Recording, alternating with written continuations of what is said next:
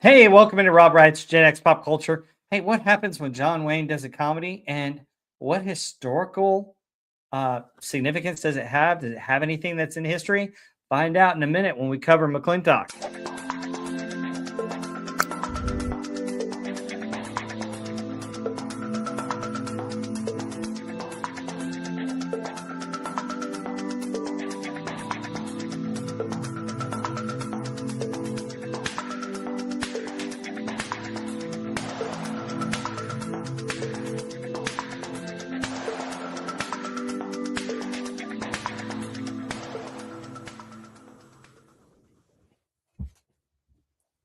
Hey, welcome back. And with me, as always, it's Heather L. Heather, how are you?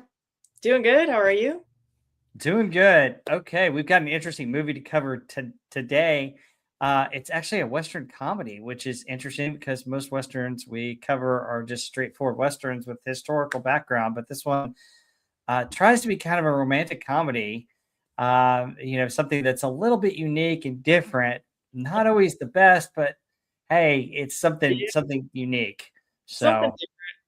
I heard yeah, on the intro to the movie there was a guy saying, well, John Wayne had done every kind of Western there was to be done, and he was trying to figure out something different to do. And so they kind of came up with this.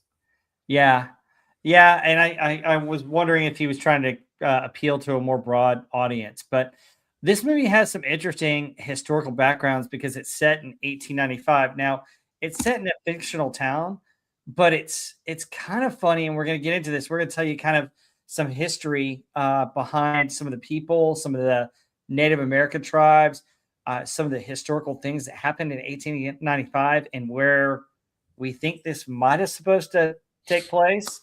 And then we'll talk about some of the facts of the movie, and then we'll go through the movie and show you some slides of the movie and talk about the movie in a sense. But let's get into some of the history. So, you know, there's a debate, and we'll talk more about it, but there's a debate on whether or not this takes place in Oklahoma, which was territory at the time, Colorado, which was territory at the time, or Arizona, which was a territory at the time. I will tell you it was actually filmed in Arizona, which you can obviously see. I will say the Mesa Verde is actually a land area in Colorado, and then the fact that they had the Comanche tribe and Fort Sill and prospectors they called Sooners makes it seem like Oklahoma. And so there are different sites that I found where it said it was Oklahoma. Another site said Arizona. I don't know. I don't know if we'll even come and get down to the bottom of it, but we'll go through it because there's some historical stuff that matches probably all three with the way that settlers settled in. Settlers versus ranchers was a big thing everywhere in every one of the territories. And of course, each territory did have to do with Native American tribes. So, Heather, Yeah. thoughts on that?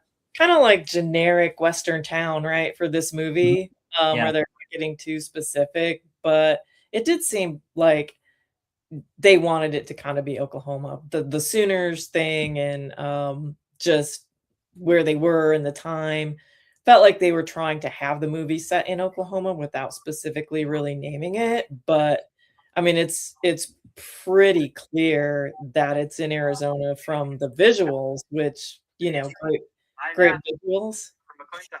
You get your phone on. Yeah, I'm sorry, guys. That was me talking to me. Sorry about that, Heather. You want to repeat a Like few things? who's talking? It was me. I was Yeah, just like, no, what the heck? no, I'm like, are you having a phone conversation? What's going on? Well, I accidentally left it up on my phone, and it's pretty funny. I mean, Going on your phone, sorry, guys. Minor malfunction there. I trying to beef up those views. That's not going to help. Yeah, We I mean, have one let's view it on person my phone. Let's view it on my iPad. Let's view it on. nuts. Well, I thought it was At my least- iPad, but I got the sound off on my iPad, and then I had it on my phone. I was like, "What the? Nope, nope, nope. Sorry." So I Oh, that's funny. hope it wasn't too loud, but I but could yeah, even it's hear crazy. it like someone talking in the background. It was kind of weird. I'm like, wait a minute, is that me or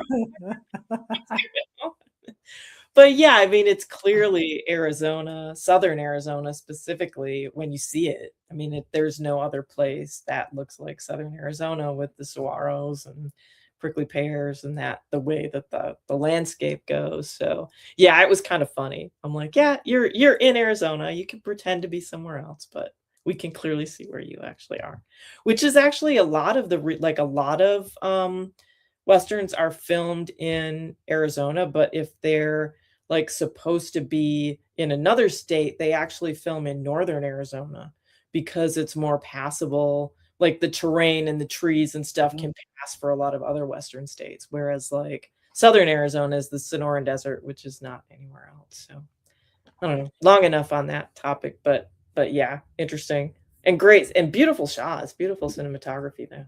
Oh yeah, I thought it was great. But ironically, so this was done by John Wayne's company Batjack, and we'll get more into that in a minute. But just a cool fact, cool thing about John Wayne, and the background of this I think is interesting. He actually had a ranch in Arizona, Mhm. and my grandfather on my dad's side actually flew cows to South America and was in the cattle business and did business with John Wayne. So he and my grandmother had been to John Wayne's ranch. Oh, cool. So, and I'm not sure if John Wayne ever came to Fort Worth. I was in Fort Worth with my grandfather, but I think they went out there for a couple of times in the 50s. Oh, But kind of cool that yeah, I've got that connection. And then, I've got another connection. My other grandfather on my mom's side is Simikai, and I'm also Simikai, and John Wayne's a Simikai, so we're all fraternity brothers. So oh, cool. we've got that connection too, and so there's that's interesting. And I don't know if my other grandfather had met John Wayne at all, but he certainly knew of him, and there it was a big deal to be a fraternity brother. So kind of interesting, fun stuff, fun facts. So, but yeah, fascinating stuff. But hey, let's get into this. If we made it Oklahoma, there's some things that actually fit the movie really well. So we dug into a little bit of Oklahoma history. Some of the history we'll talk about will be, obviously homesteaders and ranchers. That's a common theme everywhere in the West. And then, of course, Native Americans versus homesteaders versus ranchers. So, Heather, do you want to talk about? There's the land run of 1895 Yeah. that happened in Oklahoma. It's one of their land rushes, and that's why they call them Sooners. Is they had several land rushes where they gave away land. And so, do you want to talk about that and tell everybody a little bit more about it? Yeah.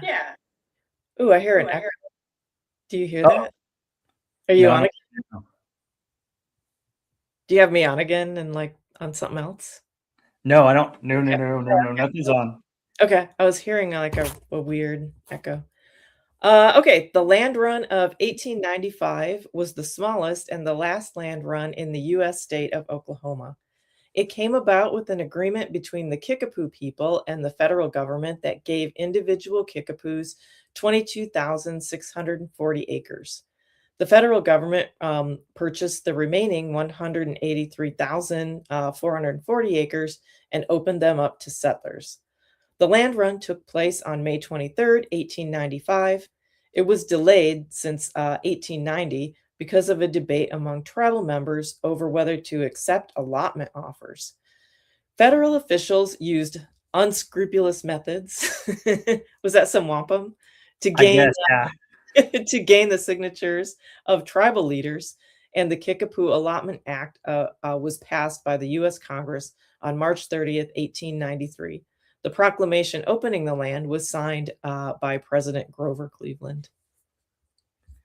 Yeah, interesting stuff. So you had this allotment of land that came out, and they were given parts of the land of Native Americans. But it's funny because it's May 23rd, 1895, which almost matches up with about the time period you're in like June and July of 1895 where this movie takes place. So it kind of fits it in a way because you've got people coming in, Sooners coming in, and they bought up these lands and have these land grants, and then they're here to claim their land and tame the land, which is kind of interesting. So Yeah, it really fits with the kind of the opening of the movie and how they staged it. I just wonder, like, it feels like most of the tribes have been pretty much subdued at this point. Like, I'm mhm. sure it's still dangerous, but there's not like the level of like ongoing warfare that there had been. I feel like that they've kind of already come out on the losing end is what it feels like when we're at this point. Yeah, absolutely. And you already had the Trail of Tears. You already had a lot of reservations set up, Mhm. and particularly if you look at Oklahoma territory, you did have a lot of reservations and forts that were around reservations in the Oklahoma territory. Um, and then I know Arizona territory at the time did have some reservations too, right? Yep, definitely. Those are, though, like Pima and Gila, in the Hmm. south, Navajo in the north. Uh, Hmm. so yeah, different tribes. Yeah, I don't know that the Comanche went all the way out to Arizona. I know they were predominantly in Texas and Oklahoma. I don't know if they got north to Colorado either. Right. So that's another reason why we think this is Oklahoma, because they specifically mentioned the Comanche tribe. Yeah. So, but homesteaders, farmer known as farmers, or in this case, if we're talking about Oklahoma, they called themselves Sooners, which is interesting because we do have a college mascot named after them, Yeah. uh, which is funny because okay, so Sooners and farmers. Um, when you think of farmers, you had colleges that were developed for farmers, which are land grant schools, right? Mhm. And those are the A&M type schools. So Right. agricultural mechanical. So we've got Texas A&M is the land grant school of Texas, and one of their God, I can't believe I'm going to say this. One of their cheers is like farmers fight. Well, in Oklahoma, the Oklahoma Land Grant School is not University of Oklahoma. It's Oklahoma State. Right. Well, that's in Michigan too, right? The land grant school is Michigan State. Um, Yeah, Very agricultural. The yeah. a lot of the programs, the good program, the more prestigious programs are like agriculture, horticulture, forestry, Mhm. that kind of stuff. Yeah. Veterinary medicine, obviously, for with the farming stuff. Just a Yeah. So it's interesting. It's interesting. But in Oklahoma, the main university called the University of Oklahoma calls themselves Sooners, but they're not the land yeah, grant they're college. not the land grant one. Yeah. Yeah, which is kind of funny. But so one of the themes of many westerns is going to be the homesteaders versus ranchers, and some of this, what I looked up, was a little bit slanted towards bad things about ranchers, which I don't know that all of this was true, but I'm gonna read a little bit about it. So, ranchers and homesteaders were in conflict with each other over land. So, ranchers required a lot of land, and so there's enough space for cattle to graze, and then they usually owned the water rights to the land. So, they needed a lot for the cattle to be able to roam on, and conflict on homesteaders began to file claims on the land leading up to some of those ranches. Part of the conflict that you'll see in westerns and that you saw in real life was over the water rights, because they had to be able to feed their cattle, but the farmers wanted the water to be able to farm. So it's interesting. And ranchers supposedly deployed lots of tactics to make it difficult for homesteaders to file claims on their ranches. For example, they would file their own claims on the most attractive part of the land, usually near watering holes, so that homesteaders would not want the land surrounding it. If they could afford it, ranchers would buy land from the railroad companies or take homesteaders to court. Ranchers usually won court cases, as homesteaders rarely had enough money to pay a lawyer. Sometimes ranchers would accuse homesteaders of stealing cattle, and the conflict was a key point in many westerns. But I don't know how much of that. I bet you there's a little bit of gray area too, because a lot of homesteaders, you had government taking land away from, or buying land from, Native Americans and selling them right against grazing land. And I'm sure there's maybe open range was another key thing where um, you had the fight versus fences and open range of who claims this land, who claims what. So Yeah. it's interesting. One of the things that I think comes across in this movie, where they say, one of the speeches that John Wayne gives is, the government didn't give anybody anything. If you are able to tame the land and set up your farm or your ranch, you've earned it, Right. which I think is a key theme. But it's interesting because there were several different major fights and wars over ranchers versus farmers, and we see that in several movies. One we covered on Pop Culture Breakdown, Shane, which had some of that in the Wyoming territory. But Yeah. it's kind of interesting to see that. But I feel like they are, right? They are always the ranchers are always or more frequently presented as the bad guys, which mhm, I don't understand because like they were kind of there first. You do need open range for the cattle. It's not like you can, you know, kind of have homesteads in the middle of it. And I don't know, how much of this is they're just kind of neighboring each other and how much they're, more in direct conflict. But like everybody wants to eat steak, so we can't get rid of like the ranchers here completely. Like I don't know. I wonder what the politics of that were. Like yeah, I know they wanted the West settled, but I mean, there had to be awareness of, hey, like the cattle need to survive. If mhm, people are eating this is a food source, so we can't just completely disrupt it. So I always found that a little bit odd that the ranchers are looked at in a little bit like of a villainous way, when really like they're performing a function that everybody needs. We can't just break up the range and have the same result. So I don't know. yeah. Funny how that is always portrayed like that. Yeah, it's interesting. And I can understand some of it, but at the same time, Darth Wanker points out that barbed wire conquered the West. Yeah, absolutely. I mean, it made it when you had fences and stuff, it made it easier to make distinguished stuff. But it's not like, how if you visit like the Midwest, like if you go into like Iowa and Illinois and Indiana and you see farms and you go back, so visiting kind of the farm that my grandfather grew up on, you see how the government made it, and all the lands were kind of squared, and you could see how their farms were set up. So you see some of that with the different land grants because you didn't have ranches up that way. So it's interesting. Yeah, Darth Wanker mentions barbed wire conquered the West, and he also mentions ranchers also did stuff to keep other ranchers out of your area and watering holes. Yes, we see that several other themes in other westerns about that. And then you had things with cattle getting mixed up and people branding cows that weren't theirs.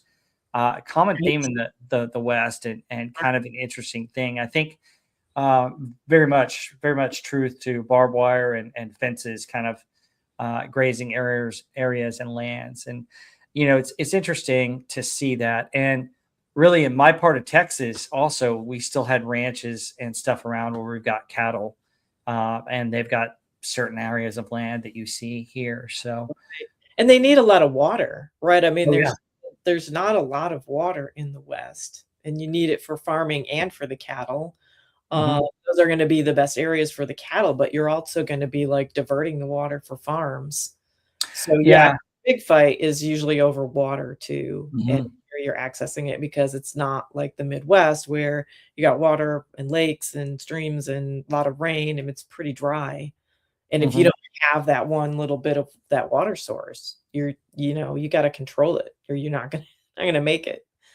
yeah. You're dealing with wells and aquifers and stuff like that. It's stuff in the ground, and you're dealing with ponds and stuff. And there's not you didn't have means of really getting water everywhere, if there wasn't a watering hole or something like that. So, Mhm. and then we also have Native American tribes, which gave both farmers and ranchers trouble. Particularly in this movie, we're dealing with the Comanche Indians, and the Comanche Indians really were mainly in Texas and Mexico and a little bit of Oklahoma.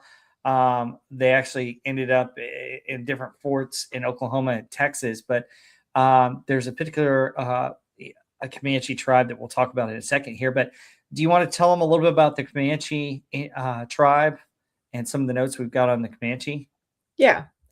So the Comanche are a Native American tribe known for their equestrian culture and historical territory in the southern plains of the United States.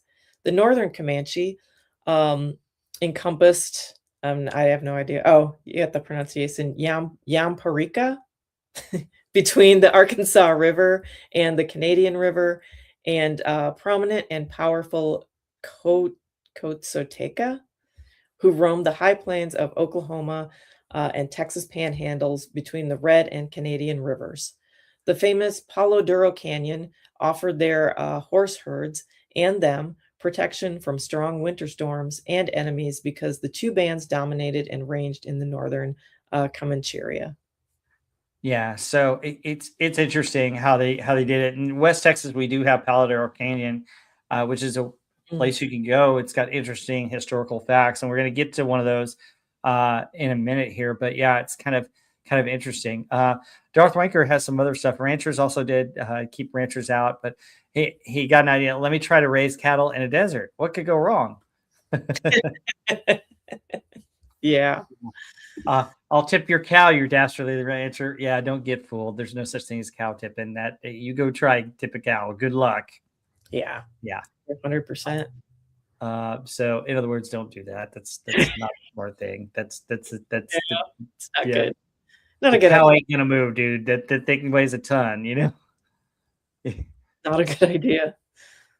So, but yeah, I mean, so you had the Comanche, and you can learn more about them in West Texas. And there's a famous Comanche chief that we'll talk about that's tied to another John Wayne movie that we may do someday, which is considered one of his best movies. So let me give you some historical background on the Comanche real quick. So the Comanche, originally part of the short-shown tribe, migrated southward from Wyoming to southern plains, which includes present-day Texas, New Mexico, Oklahoma, and parts of Colorado and Kansas. So I guess it could be Colorado a little bit. If you look at the old map of what was the independent country of Texas, it did stretch to parts of southern Colorado. Colorado? Yeah, southern Colorado. So interesting. They became known and skilled horsemen and nomadic hunters, primarily relying on bison for subsistence and materials for their homes, such as teepees. The name Comanche is derived from a Ute word meaning enemy or those who fight us. So their culture and lifestyle was the Comanches were known for their nomadic lifestyle, which allowed them to follow the bison herds across the plains. They developed a rich culture centered around horse riding, hunting, and trade with neighboring tribes and European settlers. Their language, a member of the Uto-Aztecian family, was widely spoken across the Great Plains and served as lingua franca among various tribes. So, in other words, wow, we're gonna get Latin in there to tell you that they used it for commerce, just like English is used for commerce Right. in the world today. I'm like, they used Comanche for that. So, The language of science and business, right? yes, the language of science and business. But it's interesting. Sweet. So that's a little bit about the Comanche. I mean, we're just scratching the surface, but in order to kind of give you a background on the story when we talk about it, to just talk about these tribes and sprinkling in some interesting stuff about the West. But Heather, do you want to talk about the Native Americans versus the homesteaders and kind of the conflict there? Yeah. So the conflict between homesteaders and Native Americans in Oklahoma was rooted in the desire for land and the subsequent displacement of the Native Americans. The Homestead Act of 1862 and its subsequent laws allowed settlers to claim land, which was initially held by Native Americans. The Dawes Severalty Act of 1887 aimed to divide tribal lands into 160-acre plots for individual heads of households, promoting assimilation and land ownership by Native Americans. Despite these efforts, tensions between homesteaders and Native Americans persisted, leading to conflicts and violence. The land rush of 1889 further complicated the situation as it opened previously restricted lands to settlement, increasing land hunger and competition.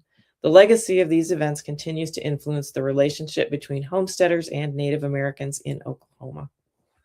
Yeah. So it's interesting that the different land rushes giving away Native American land and trying to do that. And you've had several movies that have been about land rushes and stuff like that. But Yeah. it's interesting how they set this up, and it's fascinating how they, of course, if somebody tries to take your land, you're going to fight. Right. 100%. Yeah. So Especially when I think they'd already kind of come to an agreement on what would be their land and what would be open, and then everyone kind of goes back on that, and Yeah. they decide, hey, we're going to settle more land, and here's what we're going to do now. It's like a constantly, like, this deal's getting worse all the time, like Lando said. Yeah. Yep. The Darth Vader. This deal's getting worse all the time. Yeah. FKHC 2005 says, have you done The Searchers yet? No, not yet. But guess what? That was the movie I was referring to. So we're going to get into a little bit of talk about The Searchers because I'm going to talk a little bit about the Faded Comanche. So, the Comanche were known as one of the rougher tribes as well. They were very, very much the power brokers of a lot of the tribes, particularly here in the state of Texas. So they were very strong. Had many tribes that would combine together and face other Native American tribes. So you don't want to mess with Comanche. Comanche were no. And we're dealing with kind of almost the turn of the century where a lot of the land is already taken up and a lot of Native Americans are already on reservations for this movie. So we're talking about the later years. The earlier years when settlers are going out, that was even more dangerous. Here we're talking about, land grants and stuff where it's starting to get settled and there's still disagreements and there's skirmishes, but predominantly a lot of those skirmishes are still under control because you had the U.S. cavalry and you had Indian reservations that were already set up by the government. So Native American Indian reservations to where they would take them back there. So you had some of that in this movie. So we're late towards the turn of the century here versus, earlier Westerns, which were set, pre-Civil War and right after the Civil War, where the land was still lived untamed and you still had, Native American tribes versus settlers and ranchers. So let me talk specifically about the Comanche tribe, because this is kind of interesting. While the Comanche managed to maintain their own independence and increase their territory by the mid-19th century, this is what I'm talking about. The Comanche were like, hey, that's Comanche territory. Don't go anywhere near there.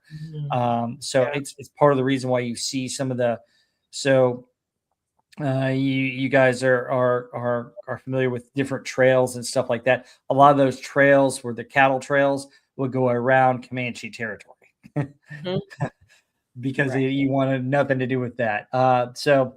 By the mid 19th century, they faced annihilation because of a wave of epidemics due to diseases, which they had no immunity because they came from Europe and other places.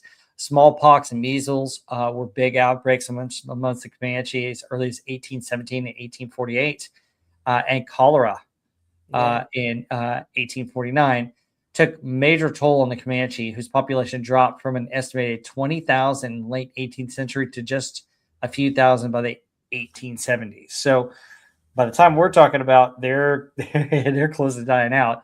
The U.S. began efforts in the late 1860s. I almost said 1960s.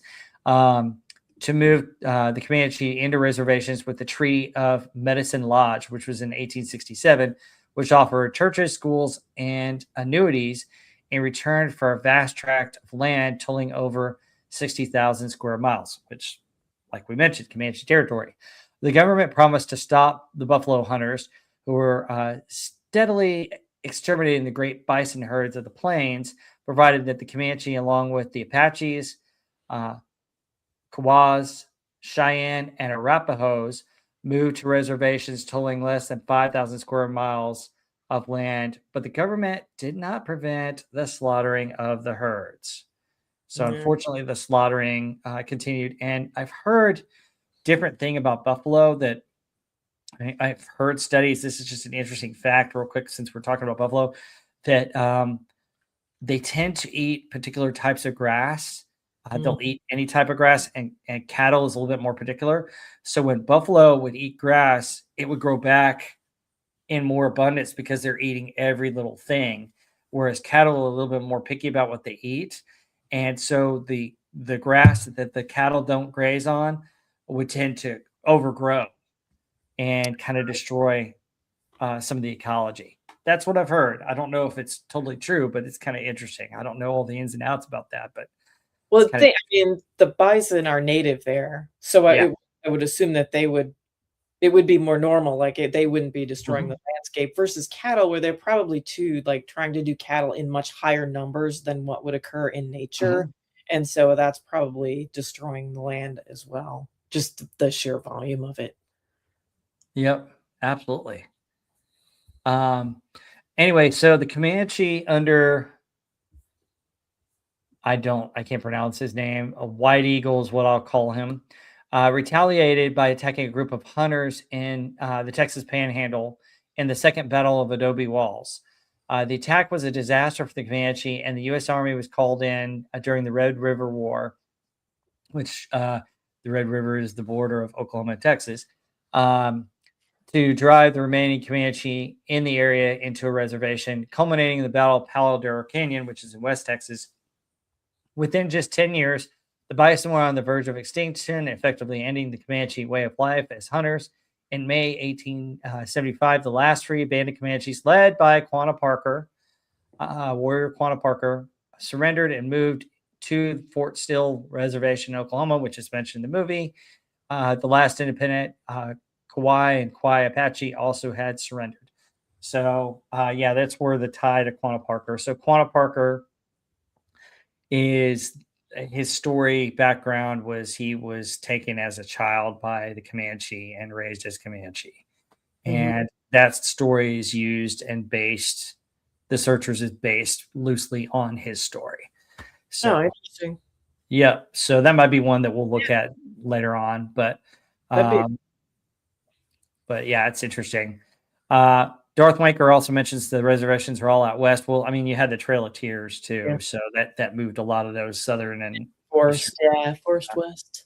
Yeah, so very interesting stuff. So anyway, let's get into a little bit of the making of the movie, and we'll talk about this movie in greater detail. So that's kind of the background. So now you've got kind of the ranchers that already have the town set up, the farmers coming in, and the Native Americans that we see and we have conflict. And so that's kind of the interesting historical background. Now, the movie's totally fiction. It's in a fictional town. It Right. has nothing that's actual history based, but there's certain nuances that we were able to find that kind of Yeah. come close to make it a little bit more interesting, give you some kind of background where you can go, oh, okay, that kind of relates to this or that. Which I think if you're going to write a western or do a movie like that, you want to have at least some of this text and at least some of the knowledge of what you're writing about. So, Who's there? Yeah. yeah. Who's around? What's its time? Yeah. But some of these were common in other states too, not just Oklahoma, Texas. Where you have conflicts with Native Americans, conflicts between farmers and ranchers, and it's funny because um, the reality also is that there are areas you just can't farm. They're just not suitable. Yeah, 100%. A lot of areas in the West aren't suitable for farming, and so, yeah, these people coming out to homestead, I'm sure kind of rude awakening if you're coming from the East, it's a completely different terrain, and you're just not gonna be able to farm it. Yeah, It's and what you're trying to grow back east won't necessarily grow right there. There might be some other stuff that's a little bit different that you could grow, but yeah, not really stuff without the water. yeah, yeah, the water's the big thing too, but the soil here is so rocky in a lot of places, sandy and rocky, um it's not the same as east of the Mississippi is a completely different terrain. Yeah. So we'll my cousin Eddie has a worm farm out west. Oh my gosh, Darth Wanker, that's great. I love it. Nice.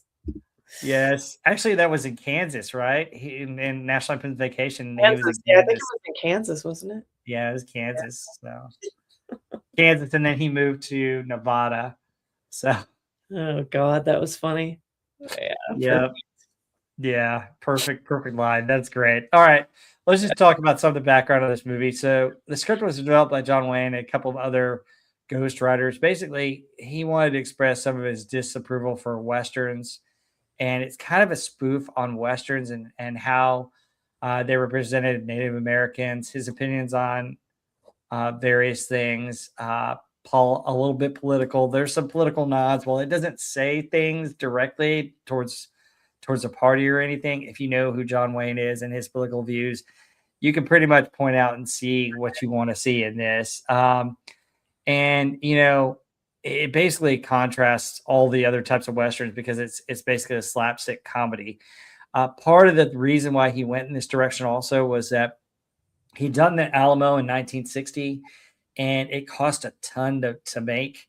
He actually went down to San Antonio and they remade a duplicate copy of the Alamo that still stands today. And it cost him a fortune to make that movie, and it didn't return. It bombed the box office. And so he had to get another production company to help finance the rest of it. And he had to do this, and he did this movie in order to do it. And this movie was successful in the theaters and helped him make up for the big loss with the Alamo. Yeah. So, I mean, it's interesting. And I know, the writing on it was an issue with this movie because you've got some inconsistencies. Heather, do you want to talk a little bit about the writing, just the general overview as we get going? I'll talk about it as we hit each spot, maybe. Okay. All right. That's probably easier to do. Yeah. As we get into each piece. Yeah. But I mean, it's usually it's because he really didn't do that many comedies. So this is designed to be a comedy set in the West. It was loosely based on The Taming of the Shrew. So the other interesting thing that they had was this is kind of a family affair and kind of a next generation. So Andrew McLagan was the son of longtime John Wayne collaborator Victor McLagan, and he directed it. So he was a young director at the time.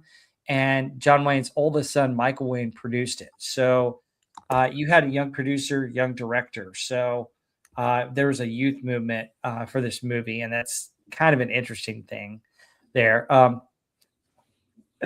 Oh my goodness. Here we go. Darth Waker. Come on. This is awesome. This is too great. Alamo. They left out the basement of the reconstruction of the Alamo, just trivia.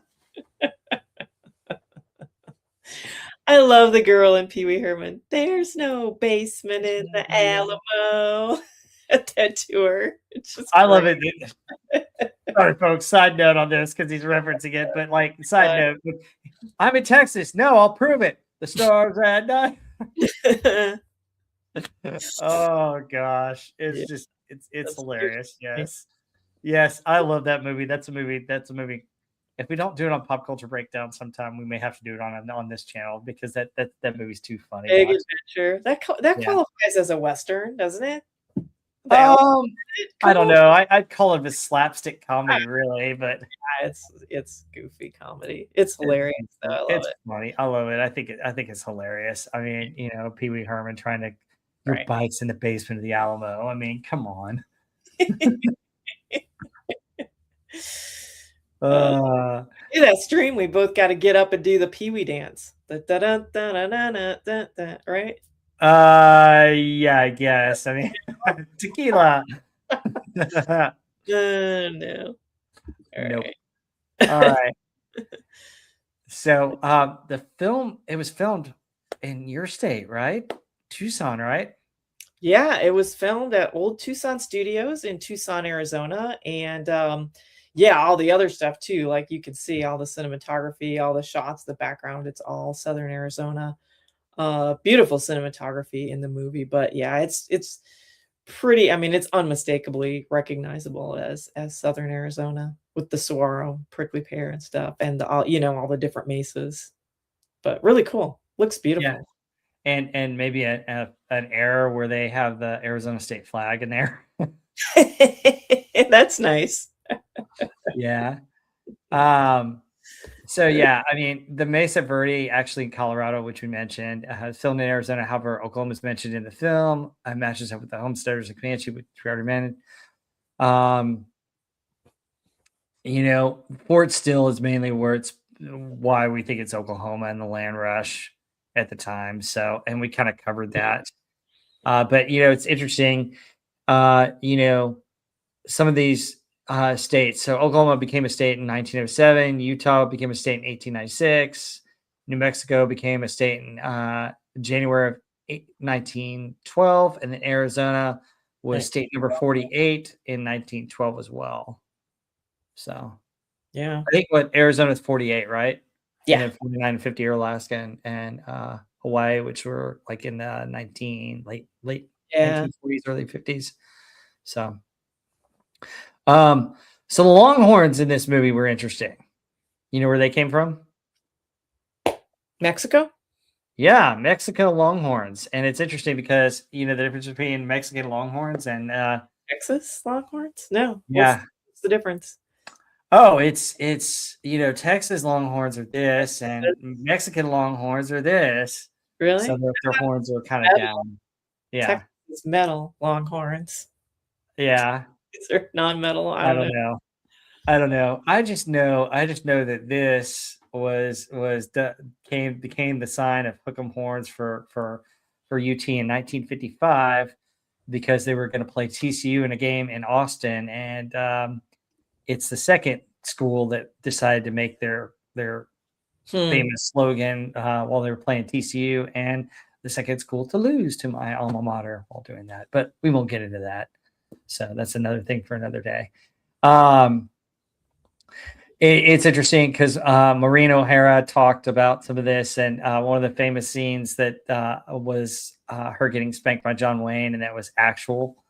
So she actually got spanked, and she had bruises for a week. But they were using like a metal thing, like it Yeah. looked like a fireplace scoop or something. Yeah, it's a fire scoop. Yeah, metal shovel. yeah, She had bruises. yeah. So it's interesting. She said she had that for a week, but she also was a trooper. She did some of her own stunts. Oh yeah, she was hardcore. Yeah.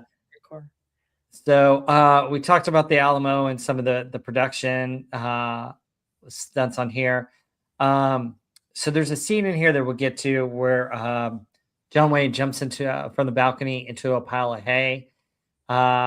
Wayne usually didn't do his own stunts at this point. I mean, he was in his 50s, and but he insisted it looked like fun. He insisted on doing it, so he did it himself instead of the stuntman. So he followed Maureen O'Hara, and they both did that stunt.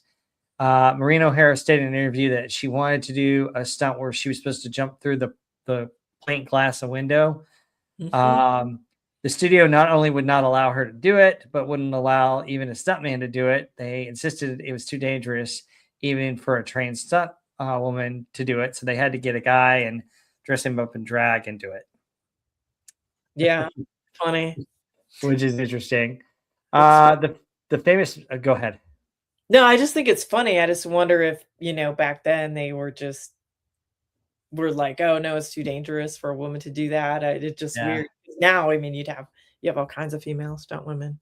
Oh yeah, like dress him. I wonder if it was a little guy to try to fit your clothes, or Yeah, I mean, it was the 1960s, so we're dealing with that. So, mud hole, slimy, my home. This is. So the mud hole was where the famous brawl took place. Was made of mud consisting of bentonite, a type of clay which is used in the drilling of oil wells and has consistency of a chocolate syrup, which according to Leo Gordon, the first one to be knocked into it, that scene took a week to shoot. Did they just drag it out because they liked rolling around in the mud? I think that might be some of it, right? Yeah, I mean, it was a funny, fun scene, and we'll get to it when we get to the thing. And they had a long, drawn out fight, but there's an interesting thing about that I just learned today about it. So Patrick Wayne stars in the movie and is John Wayne's second eldest son, and apparently he and John Wayne shared a room while they were filming it, and he let the TV on, and he decided it went to shh, and he was like, I don't want to get up. I'm gonna make Dad get up because it's cold. And so he pretended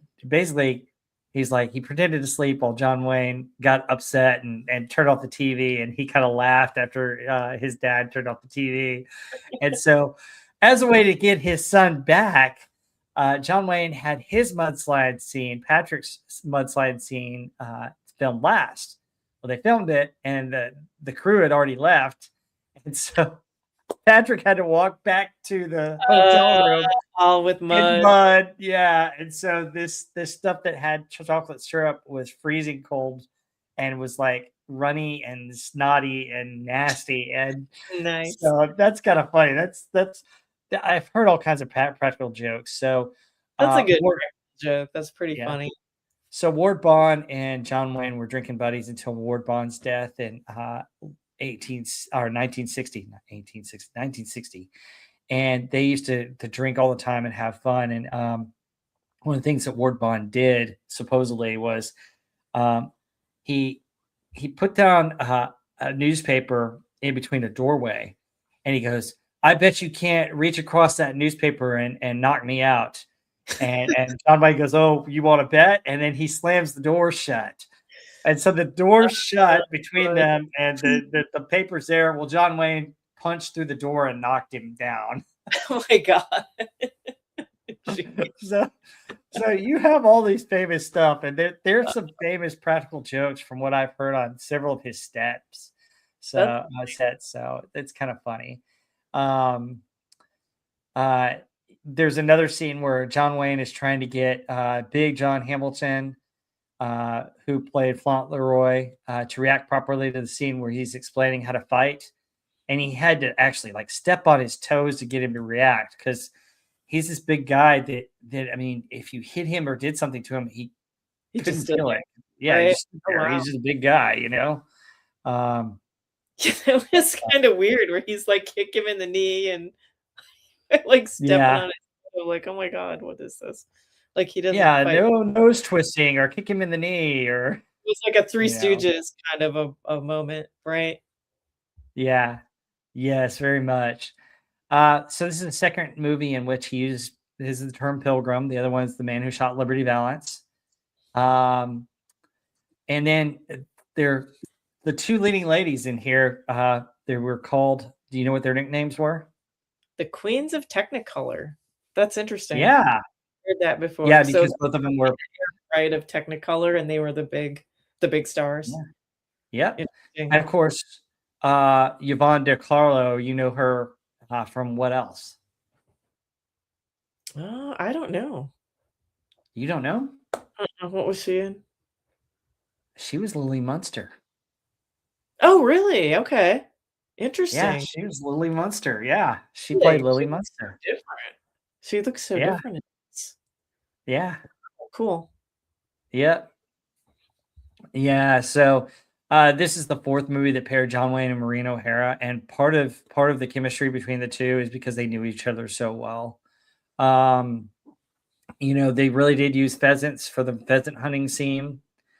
Did you know Jerry Van Dyke was actually an accomplished banjo player? No, I didn't know that. That's pretty cool. And played in the movie. Yeah. Cool. So, and then the final note on this is that John Wayne didn't fire a loaded gun at another human being in this film. The only one of his westerns that didn't occur. And the story of the gun he shoots at is at his actual son with a blank cartridge. So, yeah, which is interesting. And I did not know before watching this that he had a son who was so hot. Like, I hadn't really watched much, and I didn't realize Patrick is smoking hot. I never knew that before. So that was a good discovery. Yeah, I guess for you. But I thought Stephanie Powers was hot, and Yvonne De Carlo was pretty hot. So I guess there's something for both of us there. Something for everybody. So, all right, let me bring up some of these slides, and we'll get into talking about the movie here. One of those that I've got to share the screen because it's not big enough to. Okay, so we'll kind of talk about the opening. So you got some. I thought the opening song is kind of. It's one of those that you just like. What is this hillbilly song? It's also one of those that I heard on the Rankin Bass Hobbit movie. I don't necessarily like it as much, but it's interesting. You got McClintock, but I do like the opening scene where the boys are racing for the hat. Oh, trying to get the hat. Yeah, that was funny.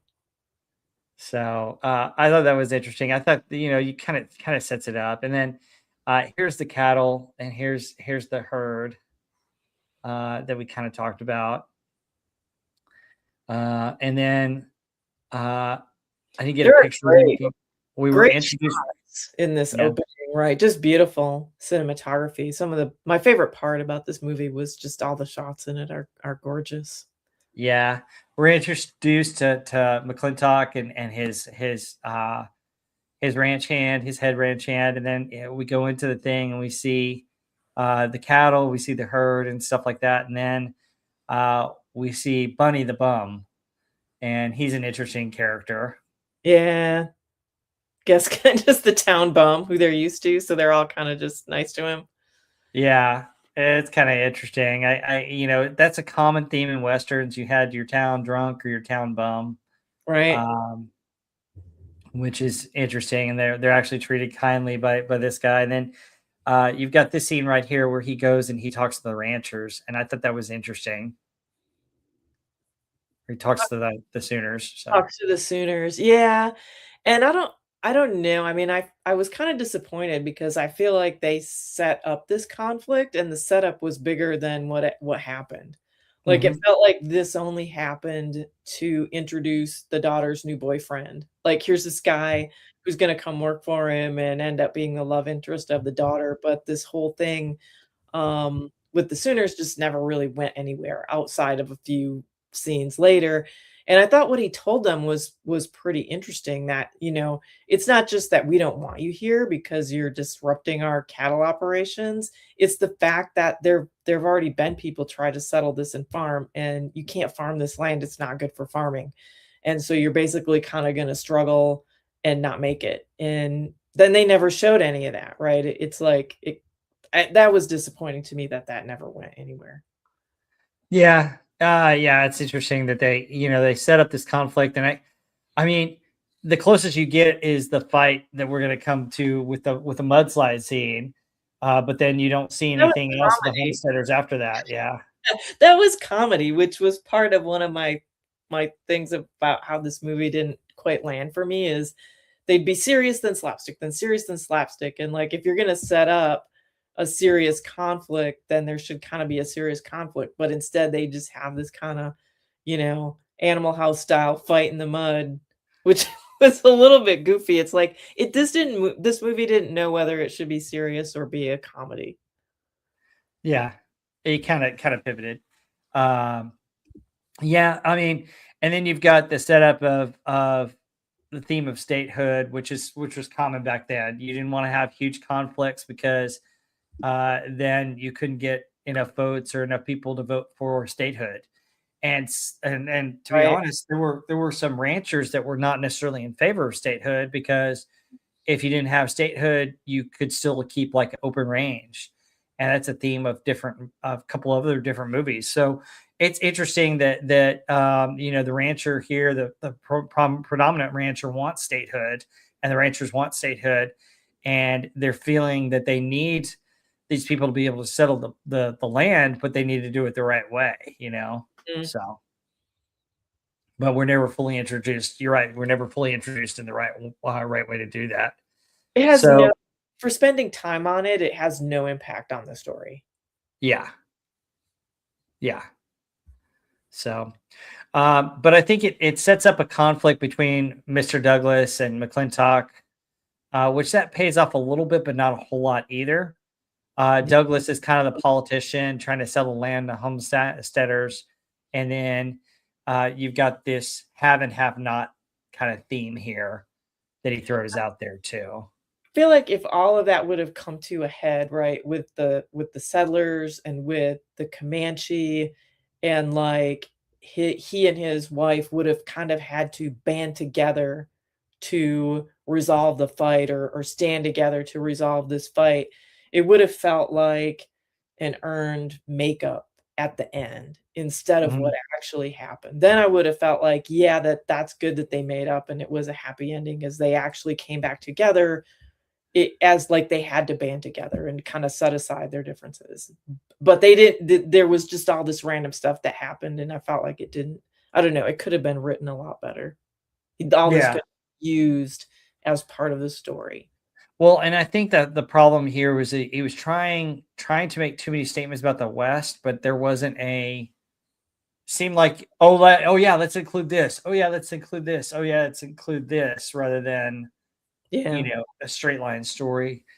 In a way, I think you do have some semblance of a straight line story, mainly between, Deb and Becky is probably the only real straight line story in here in a way. But Yeah. even then, it has its bumps.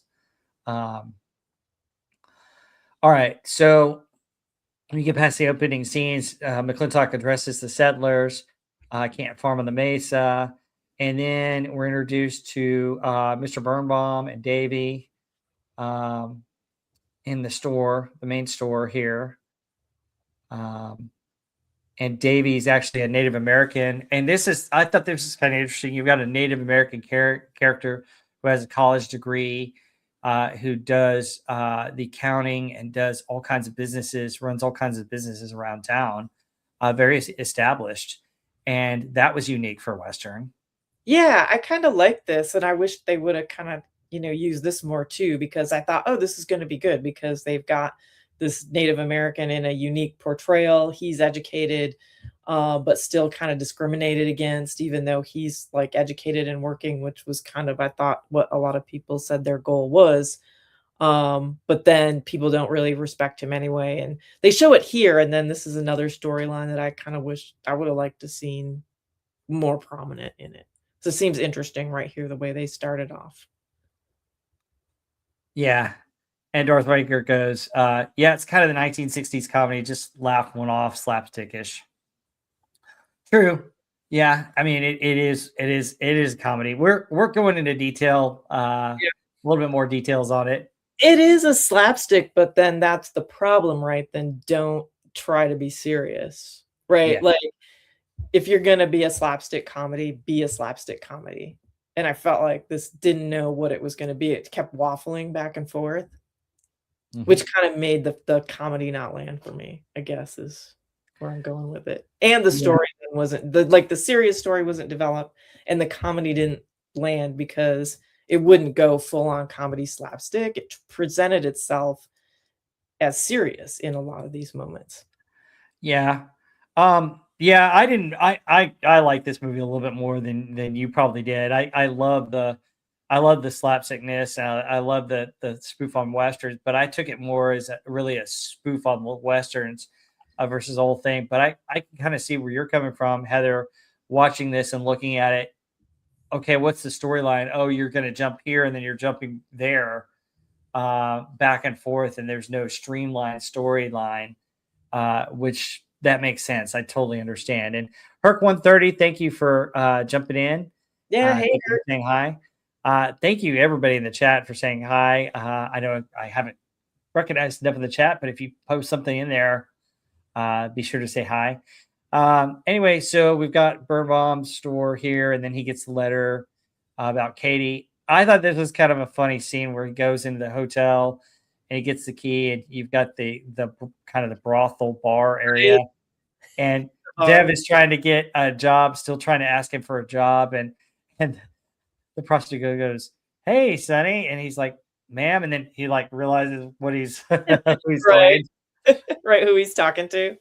which I thought was pretty funny, um, which is kind of cool. And then you get into where she wants to see him, and she has whiskey waiting for him because she knows his character. Yeah, yeah. He's drinking the whole time in this, which is kind of funny. He's like always drunk or hungover. Yeah, a little bit. Yeah. And, she wants a divorce. She left him 2 years ago, and he hasn't really heard from her since. Apparently, she'd been over in Europe and back east, and then she's hanging out with the governor of the territory, and all of this other stuff. And she wants a divorce, and he's not going to give it to her. And basically, I think it really boils down to she's back because her daughter's coming home from college, and she wants to convince him to let her take her daughter with her. Yeah, I didn't really wasn't on board with that excuse either because, like, the daughter's an adult and she probably, we don't know who she's marrying at this point in the movie, but given that she's an adult and people got married pretty young back then, she's not gonna live with either parent. She's probably gonna get married and leave. So it was kind of irrelevant, like the fact that they were fighting over where she would be. I thought Mhm. that was a little bit odd. Yeah. Yeah, it's an interesting setup. It kind of probably could have been done a different way. But yeah, it's also kind of a trope of the mysterious woman or the woman returning in certain movies too. That it's a spoof off of too. Um, See, I guess if it was gonna be a spoof or a comedy, like, I couldn't tell. You know what I yeah, mean? I couldn't tell in these spots. Like, was it yeah, it because it got a little bit serious right here where they're talking, and then yeah, I couldn't tell that they were trying to be a spoof. And yeah, so it was kinda like, "Well, this is just kinda weird." hmm yeah. And I like how after that we've got Dev trying to get a job, and he tells him about his dad dying. He's telling his actual father about his dad dying, Yeah. which is just kind of interesting. Right. So and then I think he kind of imitates his dad. He goes, "Step off that hog leg, mister." And he puts his little punch, and I would love to hear what Patrick Maine has to say about that scene in Yeah, particular. that was kinda funny. There, you could tell he's, like, trying to imitate him. Yeah. And so he throws him down, and basically, I love the messaging here, though. I mean, you know, I didn't give you a job, you earned it. Um, we both hold our heads up, and Right, then like, "I'm hiring you, not giving yeah, you anything." Yeah. yeah, and then they go to get his things, and that's when the Native Americans show up, and you've got the sheriff here trying to, hey, these guys are off the reservation. What are we gonna do with them? They can pose a threat to the settlers, which is interesting. And then um, you meet his mama who made biscuits. Yeah. Uh, and yeah, and that's Yvonne DeCarlo, otherwise known as Lily Munster. So, Yeah. so, Yeah, interesting. but yeah. So anyway, they come in, they wait for the train. The Native Americans are told to go over this one, and then This was funny with the Chinese chef, like, yeah, but he's like, I'm retiring you. I'm gonna make you part of the family. this was a funny, funny scene.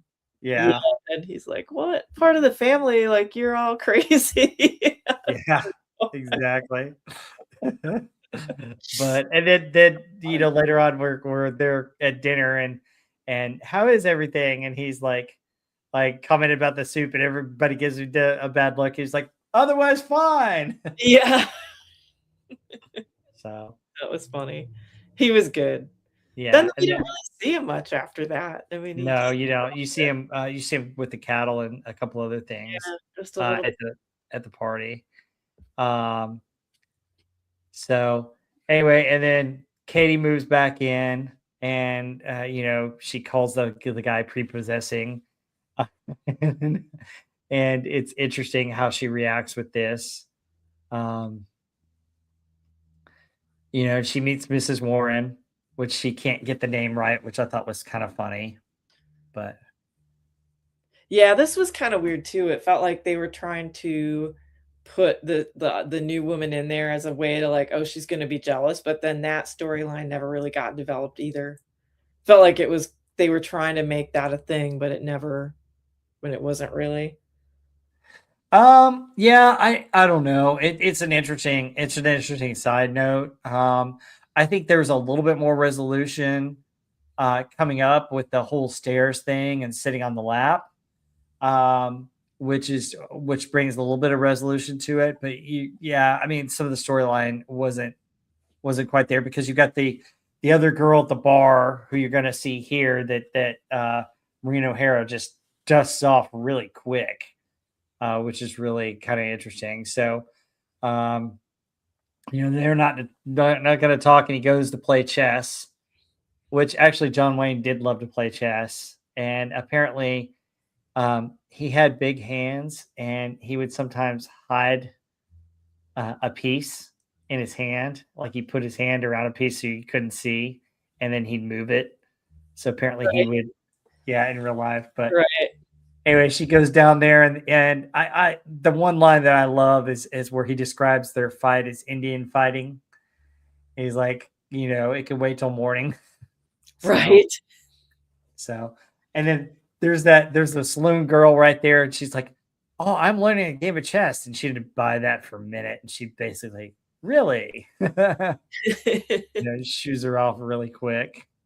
And I think the other thing here is you get some of the backstory about them in this thing, and you see how far Maureen O'Hara's character has gone away, the societal type. Yeah, I just didn't buy it though. Like, Yeah. this was part of the problem that I had is I just didn't believe the change.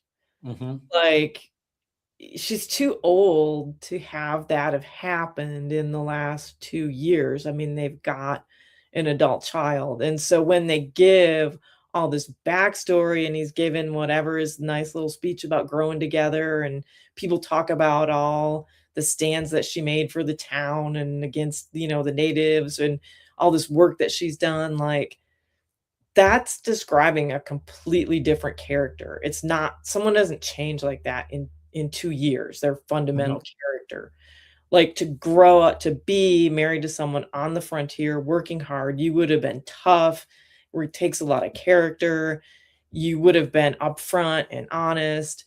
So to just, like, freak out and leave in, she saw lipstick or whatever, freaks out and leaves for 2 years, and then turns into this total, like, society bitch who looks down on everybody.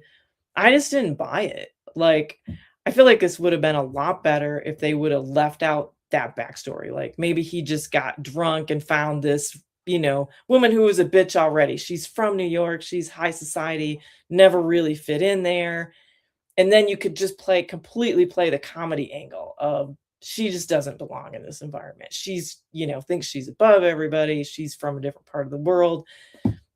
Trying to sell me that she totally changed, like, I just didn't I don't believe it. I didn't buy it. It just didn't land for me. And then it kinda made it lame, like, you know what? Why, like, they're all treating her like crap. If she was really part of the community and stood up for them, then why is everybody treating her like shit?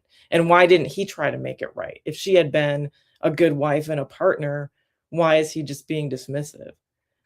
So I didn't Yeah. really see how it was like that didn't fit into the comedy element for me. It just all the whole thing just landed wrong for me. I thought it wasn't written very well.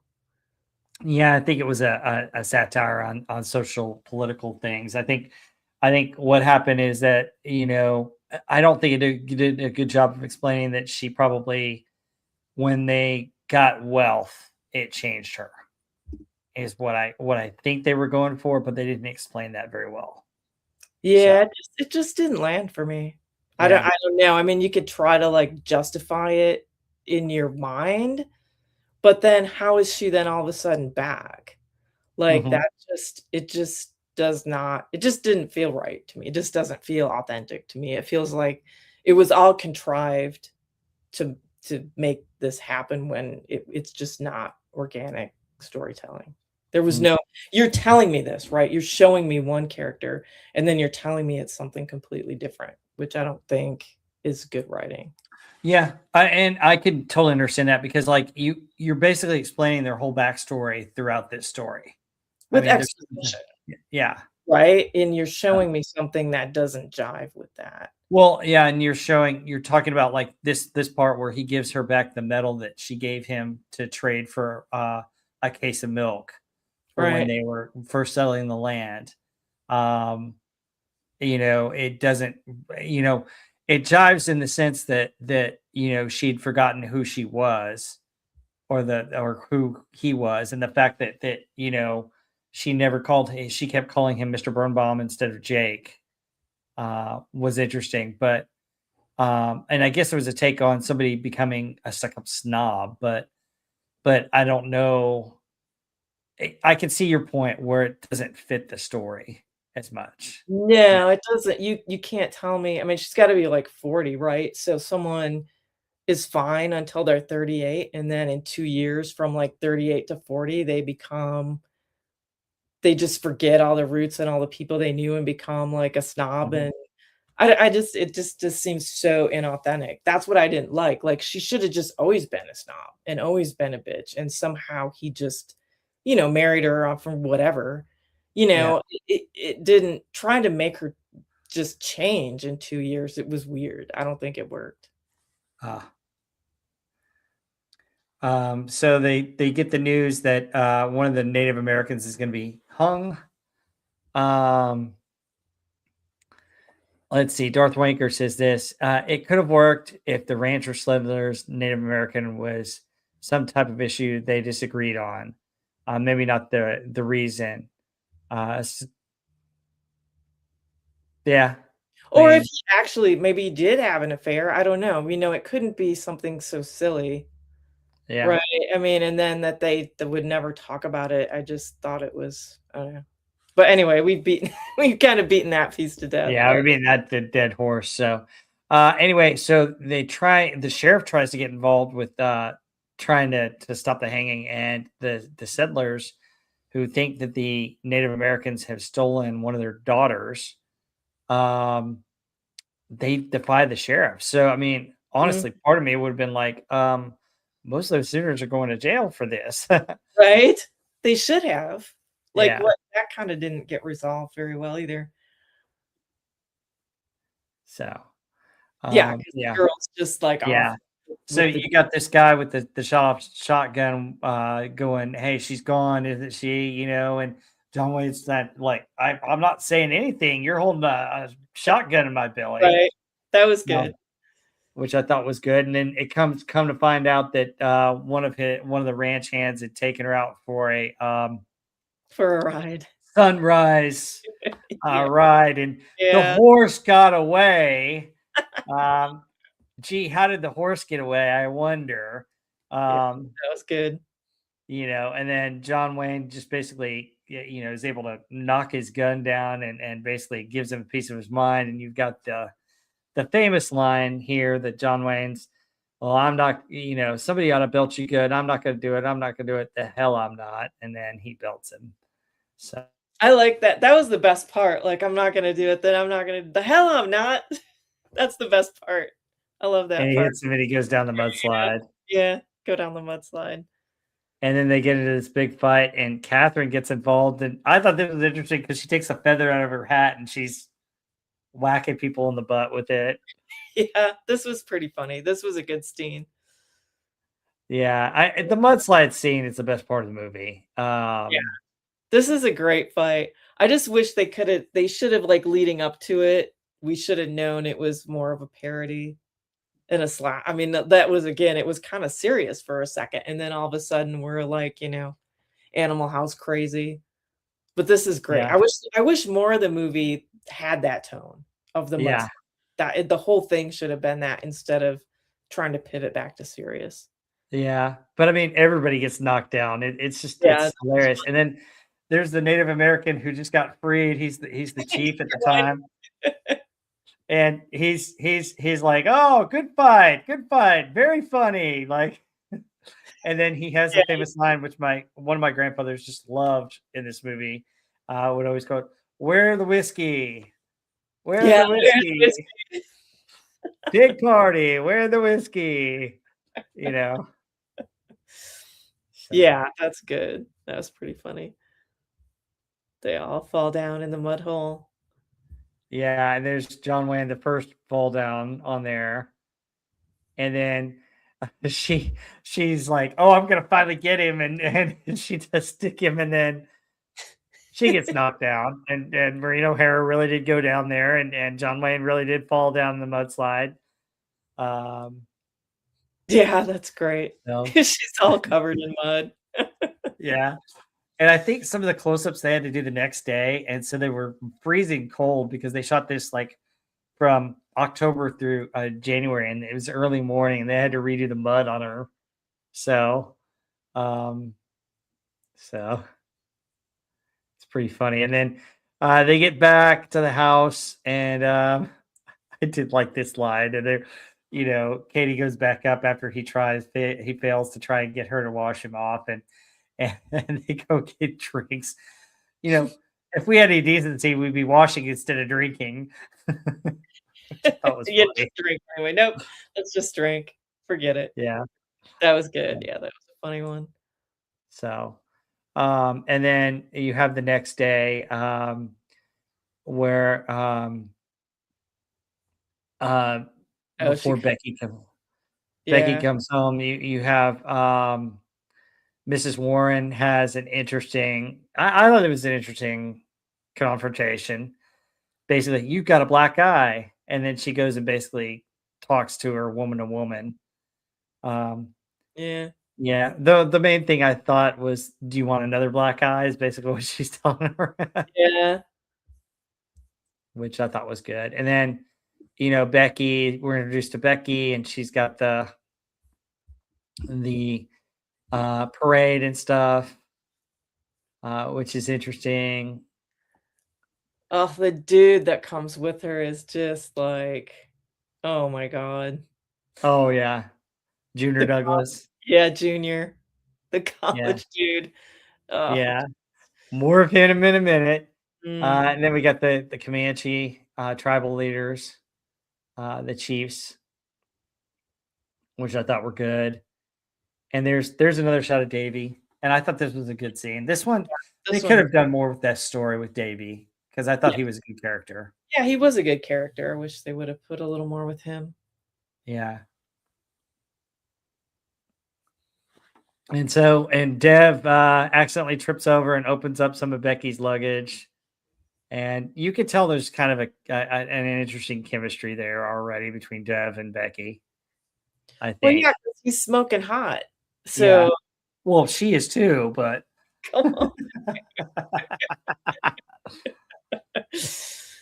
He's super hot. Of course she's gonna have some chemistry. yeah. So, um, but yeah, it's interesting. And then they have the party, and I thought the scene between them was interesting. Where she's like, she starts to ask him about college, which kind of shows that she has, you know, some whatever standard, and then he tells her the story about it and stuff like that, and he's like, you should have some more traits of your father. So, Now and her I can buy, right? Like, you're young and you go to away to school, right? She's gonna think she's hot shit. So yeah, her acting like that, I can totally buy because when you're at that age and then you go away and, whatever, now she's gonna come back like, "Oh, these people, I went to college," and, because people, 20-year-olds act like that. yeah, oh yeah, oh absolutely. I totally Like, got it with her. Like, she's all that totally worked for her. yep. So there's you a scene that you can like. There's a picture for you. Yeah. You got your background shot, and you got your boy. Right, throw me a bone. Yeah, there you go. There you go. And then you've got Junior Douglas that does this weird Oh dance my thing. And god, his solo dance by himself? Oh my god. well, you've got a dancing background, so you Good can take lord. it more so than I can. But I just was like, what the hell is this? Oh my god. That was bad. His facial expressions, oh my god, it's funny. He's just, like, so freaking cringe. Yeah. Good And lord. so, he's just this, lackadaisical guy that just it's just kind of funny. He's meant to portray a certain type of character, which we won't get into, but Yeah. um, it's slapstick and kind of goofy. And Yeah. this is Jerry Van Dyke, and his brother's still alive. Yeah, it was funny, I liked it. Yeah, his brother just turned 100 this year. So, Wow. all right, and then you had the fight between Davy and Ben, and then Patrick Wayne's character Dev kind of stands up for him, and I thought this was a good fight. There you go. There's another picture of your boy fighting with the Yeah, background. And then this is what we were talking about with Fauntleroy. So John right. Wayne couldn't get him to react to anything, so he had to like literally step on his foot and kick him to get him to react. That was funny. This was Yeah, very Three Stooges to me. Like, you yeah, just don't fight fair because he's way bigger than you, like, kick him in the knee, yeah, step on his foot. yeah. And Yeah. don't fight in front of women. And it's kind of funny after the dance. Becky and Junior are up on the balcony and like, how vulgar. I was just like, okay, Yeah, that was BS. Yeah. yeah, that was kind of funny, but. So, and then basically, they all kind of lose. Hey, get this Indian agent off of me, which was kind of funny. And then they all have black eyes and how to how to how to take care of them. And then John Wayne gives advice to him: go ask that girl for a dance. And that was almost like a father son scene, you Mhm. know. Right. So, um, and then we've got the father daughter talk afterwards, which I thought was a good scene. He makes some good points, but I could see where you're right with a writing standpoint. It kind of feels out of place in the movie. Yeah, it felt totally out of place because now we're not being a spoof or a comedy. Now we're being a serious tone. Yeah. And it's you're like, yeah, that was I mean, that too was like, this could have been its own, like, serious movie, and it could have been its own comedy slapstick. I feel like there's 2 we could have had 2 different movies and done 2 different things. But this is a completely different like, yeah, it's interesting, like, he's trying to protect his daughter and his own fortune, like, he doesn't want all these, money-grubbing men just trying to marry his daughter and get his land. Um, it just was odd that it came up because, like, why even bring it up? She came to talk about what's going on between him and the wife, and I Mhm. know he's kinda, like, butt out. Like, I feel like, yeah, if we woulda had a serious movie that went in this direction, then this would have been an interesting conversation, but it just kinda felt out of place. Like, why are we even talking about this? It doesn't fit in the movie. Yeah. And I think there are some truths because in reality, in relationships, part of a real relationship is growing together and having Oh, that. yeah. 100%, 100%, and it felt but then it just felt weird too because 'cause I'm like, well, the way you show the wife, it it now kinda contradicted what was going on there, and so it just made it it's like, "What's going on here? This just doesn't fit." They don't fit. This doll kind just seems off to me. Um, yeah, I just felt like they shoulda kept it I don't know, keep it slapstick, keep the wife just kind of a over the top, unlikable, and leave it at that instead of trying to bring now this serious, "Oh, we're, have a serious relationship," kinda thing in. Yep. And we'll talk about Junior real quick. I know you got a hard stop in about 3 minutes, right?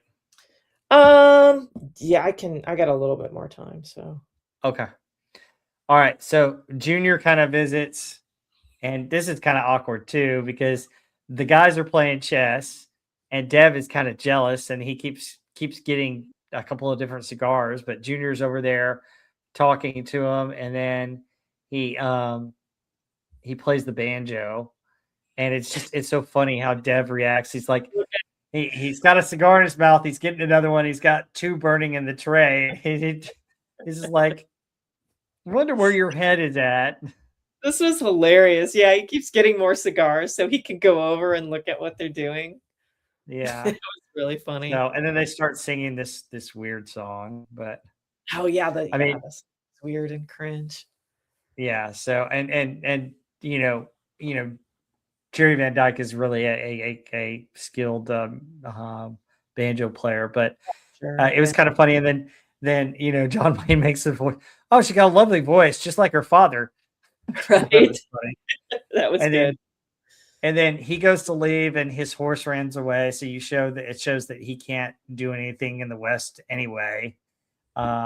That he's that, and they've got to drive him home, and Dev drives him home in the barouche, and Um, apparently there's some kissing going on, and he makes a comment, and when Becky's coming back, Becky gets all upset, and John Wayne's like, "What's going on?" And she's like, "He slandered me," you Yeah, know. funny. Yeah, and she goes, "If you're my daughter, if you love me, then you'll shoot him now." And so he shoots him with a blank cartridge. So Yeah. that It was kind of was funny. yeah. But, like, he would yeah. I mean, you gotta assume he had a blank in there, which you wouldn't. You wouldn't have Yeah. blank. Yeah. Well, I mean, they used it to start the stuff on the 4th of July. So I guess you could have a blank cartridge gun, Like, but I mean, that's kind of funny. But he's yeah. like, "Oh my gosh, you shot him," you know. It's like, "What?" So, but and then kind of the spanking scene, which I don't condone necessarily this, but I kind of part of a comedy routine. So, Yeah, that's why it needed to just stick to being a comedy. Because yeah. when it gets serious, then this gets kinda weird. But Yeah. if it's a comedy, it's funny. It's Yeah. just straying away from the comedy, and then stuff like this kinda feels weird. Yeah. But then you've got the the Native American hearing, and then you've got obviously the governor talking to Mrs. McClintock here, so you know that there's something going on with that. Um, I was going to say, I don't know from a woman's standpoint, kind of the costumes here are kind of good. Yeah, the dresses and stuff are really good, I Yeah. think. All the So, I mean, for the men the whole look is really good for all of yeah. it. Differences, from the different areas where they're coming from back east, whoever did the wardrobes did a good job. Yeah. And so McClintock talks at this thing, gives a big speech, and I didn't have a whole lot of shots of that, but like this part was confusing. So I guess the Chiefs were locked up still, which didn't make any sense that the U.S. government freed them, and then they go back to their territory. And then I wish they would have explained this a little bit better because it felt a little bit off. Yeah, it didn't yeah, we didn't get a lot of development on it. Yeah. And then, McClintock has this plan with Bunny on what to do, which was kind of interesting. And then here we go with Mrs. Warren. So he gets home, and it's an interesting scene on his way home because he gets home, he throws the hat up on that gets caught on the weather vane, Right? and he's calling out to his wife, and his wife, she looks like she's back into it, and it's like they're gonna make up, and you're like, well, that's cool, but like, how do you get there? So that felt a little bit out Yeah. of place. I was kinda hoping that they would just make up at this point because I was tired of the bickering and the Yeah. back and forth. I was just tired of seeing that part of the story, and I mean, the falling down the stairs was really funny. I was hoping that they would just, like, hug and kiss and make up, and we could just be done with all that. Even if it would have been rushed, I was like, I'm so tired of seeing, like, the fighting and this kinda just feels out of place, so I was ready Well, for it to be over at that yeah, point. I like this scene though. I mean, it's like, she goes, he's clearly drunk, and she's like, "I've got to talk to you about something." It's like, "Hold the glass still." Down the hatch, don't let me drink alone, down the hatch. And she's like, "Okay, down the hatch." And she gets drunk. And it's just I thought it was pretty funny. Yeah. And then he tries to take her up the stairs, they fall, and she ends up on her lap, and then Yeah, Katie's right there. And she tells and they all Katie that, yeah, and then he pretends to be asleep, and she's like, right when I know what I'm gonna say to him, he falls asleep. Which I thought was a funny line. And she tells, Mrs. Warren says that she's got a relationship with the sheriff, and he asked her to marry her. And this is when she goes, "Well, it seems to me if you're going to marry the sheriff, you're sitting on the wrong guy's lap." right. And then he wakes up, and he's like, "I'll carry you guys up," and they all fall down the stairs. And then Yeah, that was funny, yeah, and pretty then funny. she knocks him out by hitting him over the head with the bottle, which I don't condone either. And then Yeah, she throws the bottle at the hired help who's watching, and then she takes Mrs. Warren up, and you know yeah. That's I think interesting. it worked, see, and again, it would have worked in a Three Stooges kind of way if the tone of the movie had been all comedy and slapstick, then you could Mhm. cover that with a bottle. If you're mixing in serious, you can't can't hit him with a bottle. I mean, it just I don't know, it was just kinda it needed to stick to Oh, its guns on this something. yeah. So, and then we get the 4th of July scene. You have a couple of things with the egg race, which I thought was kind of interesting. Yeah, Some of it's those weird. eggs are from last year, and the one guy's like, "Oh my gosh!" That was good. So, and then you got the governor intruding on her again, and then he gets egg on his face. I forgot about that scene, and then the race ends, and he's like disqualified because he swallows it, which I thought was funny. Yeah, that was good. So, um, funny little jokes in there. Um, and they have this other talk and fight um, with him drinking beer and being a drunk. And then Bunny gets the guns for the Native Americans. And then you see Junior where liquid courage, which I thought was kind of funny. Yeah. Um, which, I mean, his character kind of goes out in style on a horse where he's drunk and he can't control it. The Native Americans kind of, you know, again, another where the whiskey, Yeah. big party. But I thought more was gonna happen with that, like, when they take the guns and they're gonna, come through town, I thought there was gonna be more of, like, a confrontation or something. I thought Yeah, something more would come of that. yeah. So it's interesting. They all hide in the burn bombs, and then she gets hit with the molasses and then the feathers because you knew that was coming. Yeah, totally. And then she's totally covered, which I thought was funny. And I guess if you're gonna keep her the stuck up snob the whole time, like you were telling me, this would have been even funnier. But Yeah, to me, it's funnier if she would have been, like, that way, the whole time, unlikable through the whole thing, and, especially, like, then because all the townspeople are laughing at her. Like, if she would have been a total bitch to them the whole time, then mhm. it would have been that would have come off really well. Yeah. And then you had Dev and Becky sneak into the hay, which I thought was funny. Right? Something mighty funny Got, is going on. just such a sheepish look on, and she just looks like, "I'm not doing anything." Yeah, yeah. And so, wow, I got way off on here. So, anyway, so you've got the final argument, and he goes back up the hotel while she's changing, and they go out the window, and this is the stunt that both of them do, where they fall into the hay, and then they go towards the thing, and he has a confrontation with the governor. Um, so that was interesting, and I thought it was interesting. You had this side character who's like, "What kind of family is that?" And she like hits him. She's like, "The best." Yeah, right. He's like, and Dev's like, "Buddy, you just don't mess with her." So yeah, SB4H, roll, roll, roll in the hay. Yeah. So, and then you get to the point where they go into burn bombs. I didn't want to share any more of those because we know what happens there, and I don't condone.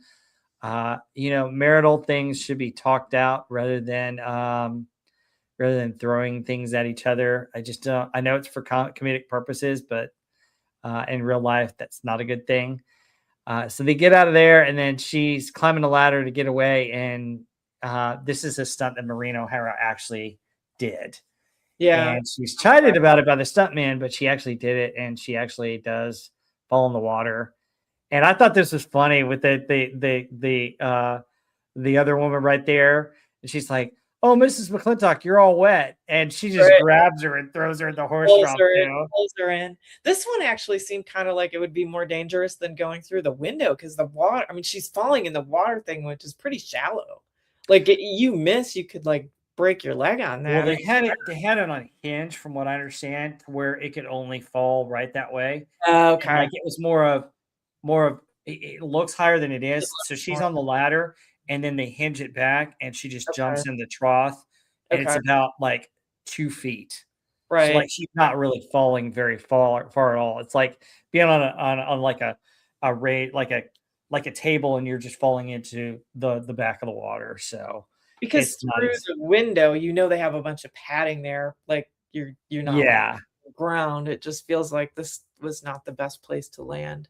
Well, in the hay, you're dropping off into hay. So anyway, Yep. so and I love it where he's picking up the wrong woman, GW, and he just tosses her back in. Right? Like, it's the wrong thing. Yeah. And then she goes to the thing, and the funny thing is Mrs. Warren and the sheriff are making out right there. Jesus. She's like, "Are you making a new style?" And then she grabs the thing, and then of course she calls Mr. McClintock, and then this is the stunt man that takes her place through the window where they wouldn't let her do that stunt. Right. So, and then it ends with him catching up to her and uh a spanking, and he's giving a thing, and then he's like to his future son-in-law, his actual son, keep it, you might need it. And I thought this is a funny Right. look on him. Look at The his look face. on his face, right? Yeah. And now he's like, come get your divorce. And it kind of ends happy day. And he threw up the thing on top for 310. And that's kind of the end of the slides and the end of the movie.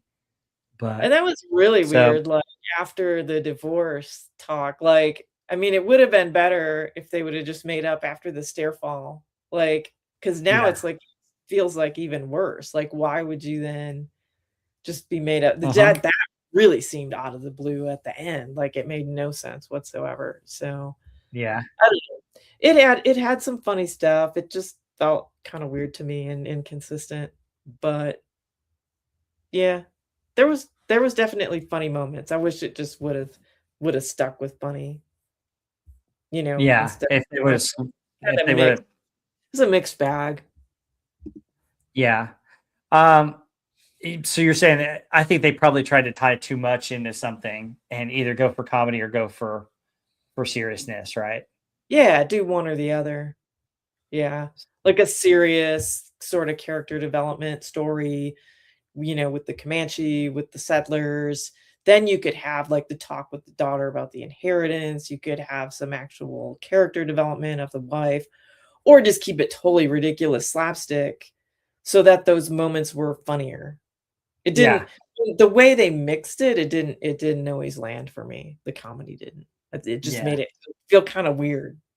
It was like, if this was, like, super slapstick, like Animal House or Three Stooges, then all those moments would have been funny or funnier. Whereas, like, if you kinda mixed in the serious, I was kinda like, "This just kind of feels weird."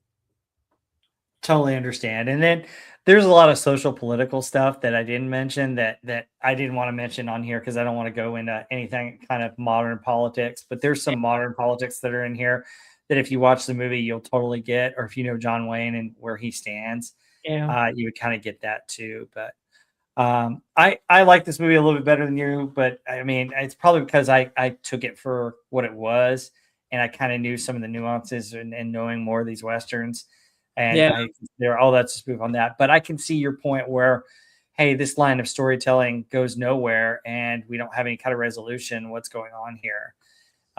And seeing that from point of view. But anyway, that's McClintock, and that's some of the history of the Oklahoma Territory.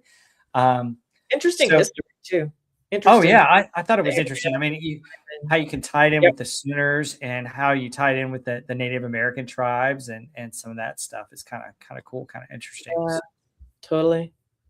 cool. All right, Heather. As we reach the end, what would you like to plug? I know you're a wrench on some channels, but and you do appear on others. But what would you like to plug? Wow, what would I like to plug? Well, how about just, thank you to the awesome chat again for being here. It's always, such a pleasure to see all you guys, hang out with you guys, see all your comments, and, also on, Overlord DVD's channel. Love to see you guys over there in the chat too, and also, I'm usually on Pop Culture Breakdown, and that's on Wednesday night, again, on Overlord DVD's channel. I think the movie this week is, Goodfellas, and we'll talk about a lot of other pop culture commentary. And then hopefully see you guys all in the chat, hang out on Friday Night Frolic. So have a good evening and have a good week. Yeah. And actually, Sigvaldison is chiming in on the names of those shows. It's the Harvey Cthulhu or variety show. Yeah, the Harvey Cthulhu variety show. So yeah, I heard Big Jake Mobetta. Yeah, I just prefer like a straight up Western, you know, that type of story to like a, you know, romantic comedy type thing. I think I prefer those other types of shows to this. Yeah. We'll do another one that is more of a straight up Western. So but as for my channel, yeah, obviously Pop Culture Breakdown. I'm on Pop Culture Breakdown Overlord DVDs channel on Wednesday night at 7 o'clock on Overlord DVD. But next week we got something fun. Next week we're doing the hits of 1977. So yeah, some interesting songs. I have a feeling that it might be like the earlier 70s though, but we'll see. Yeah, it's not the greatest, but yeah, we'll see. We're getting into some interesting era where we're getting a lot of snappy 70s stuff, and we'll see how that goes. But folks, join us next week on that. We'll have the whole panel. We'll have Agent Pepsi 1 and we'll have Stark of Iron with us. But anyway, thank you so much for watching. Hey, be sure to like and share. Folks, real quick update. I'm up to 2,000 watch hours, so 1,000 more and I'm monetized, and that means once I get monetized, we're going to do a Star Wars special. So stay tuned for that. But folks, be sure to like, share, subscribe if you haven't already. And folks, we will see you on the next one. Thank you so much for being a part of this one. Leave some comments as well. Take care, everybody. All right, guys. Good night. Night.